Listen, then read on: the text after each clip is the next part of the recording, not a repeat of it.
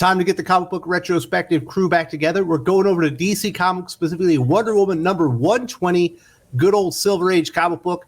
This is from Robert Kanigher and Ross Andru from February of 1961. Now, I'll be honest, the covers threw me off a little bit here. I thought we were getting one thing, but we got another. And here to talk with me about that is my good friend, comic book editor, writer, Joe Corallo. How you doing, Joe?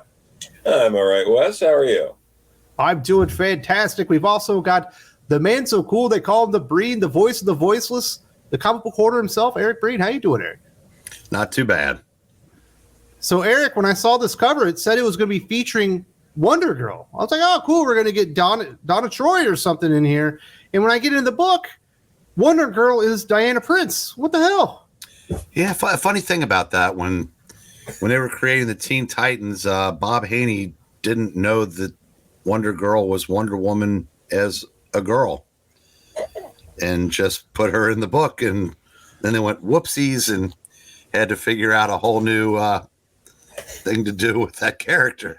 Because I haven't really read a whole lot of Wonder Woman this year. I didn't realize that was originally what Wonder Girl was. I just assumed it was going to be a sidekick like Aqualad and Robin and Superboy. Nope. So, yeah, but like Superboy, Wonder Girl also has a thing for merpeople. That is absolutely the case, and that's going to be... I got some more questions about that, Joe, but we do have Robert Kanigher and Ross Andru on this comic book. A lot of people are going to recognize the name Ross Andru, but they're not going to so much associate it with Wonder Woman. They're going to be thinking Spider-Man. Yeah, he was the guy who basically became the Spider-Man artist for many years after John Romita Sr. and Gil Kane sort of weaned themselves off the book during Conway's run. And so he really... It was right around after the death of Gwen Stacy and all that Ross Andru started taking over the book.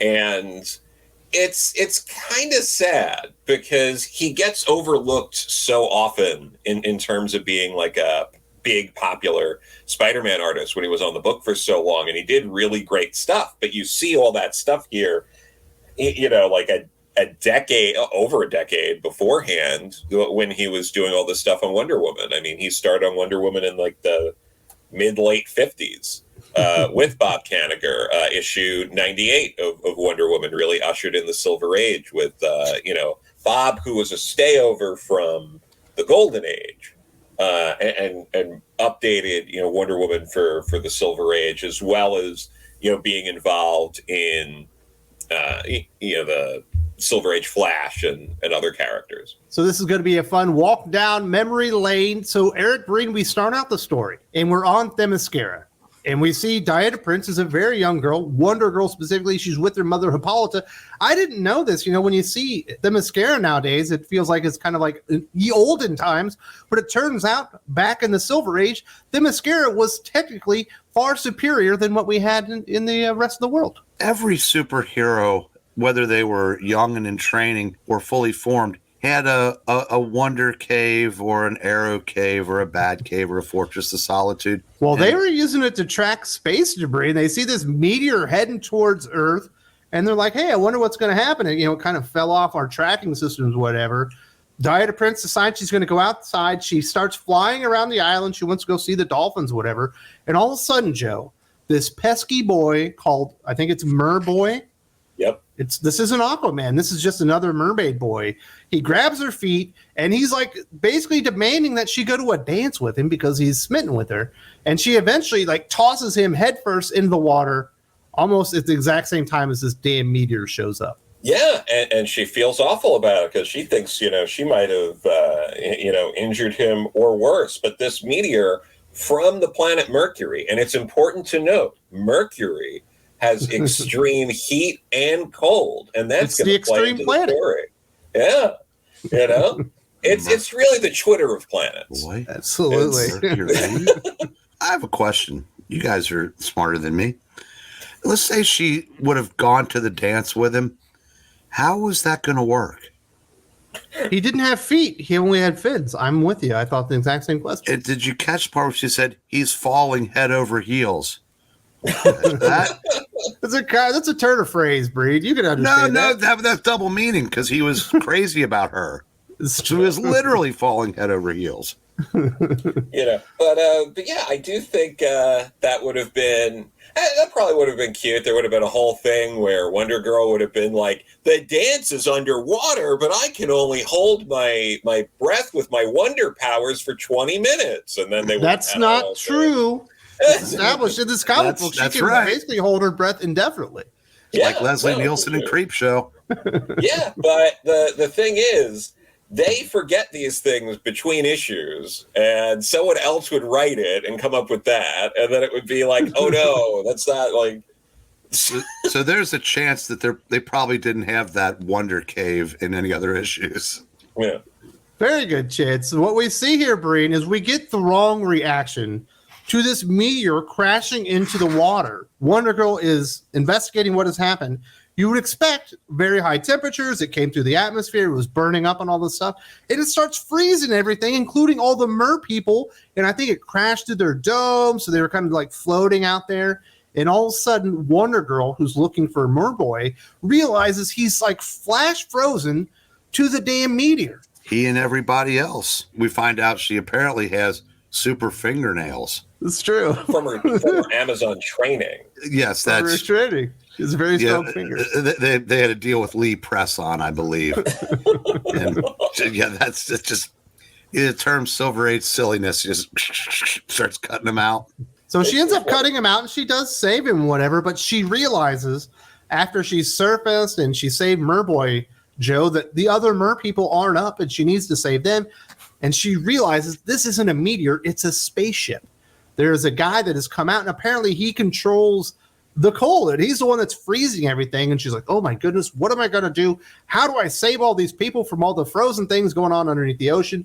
And she sees a buoy, Joe, and she decides she's going to use herself as a lightning rod to attract lightning to the buoy and then direct it directly into this alien. I wasn't sure if that was going to work. Congrats that she figured out how to do that so quickly. And she did it multiple times. She struck him like 5 or 6 times.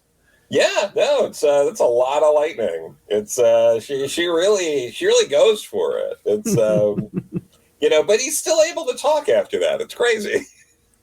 Yeah, he gives her the ominous warning. He's like, listen, you may have got me today, but I'm coming back, and you'll never be able to beat me then. You better be on the lookout. As he kind of takes off and goes back, and she goes and visits her mom. Brandon, she's like, listen, do you think he's really going to come back? She's like, well, we're going to have to keep watching to make sure this damn meteor doesn't come back. And we kind of see that over the years, she is waiting for this meteor to return.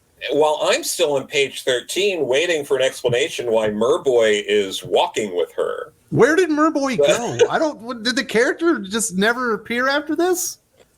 It's one of her exes, and you don't talk about your exes, but you're not going to rewrite history. I appreciate when books like this, like Superboy did it and all that stuff, where it's like, yeah, they're dating like other people when they're younger, and it's not just like, oh, it's young Steve Trevor, and she's always been in love with Steve Trevor. It's like I appreciate. Because there was probably a lot of like, just, do something like that kind of, let's make it easy. But no. There's a big dance. We need you to be there to, keep the relations between him, Themyscira and Atlantis, going. You know what I mean? Yeah, absolutely. But no, they don't go that direction, and I appreciate that. So they're waiting all these years, Brain, and finally, wouldn't you know it, this meteor comes back, and I think it lands on top of a mountain is what it kind of looks like. But as it's going through, it turns out it hits a plane. And who would you think would be flying this plane?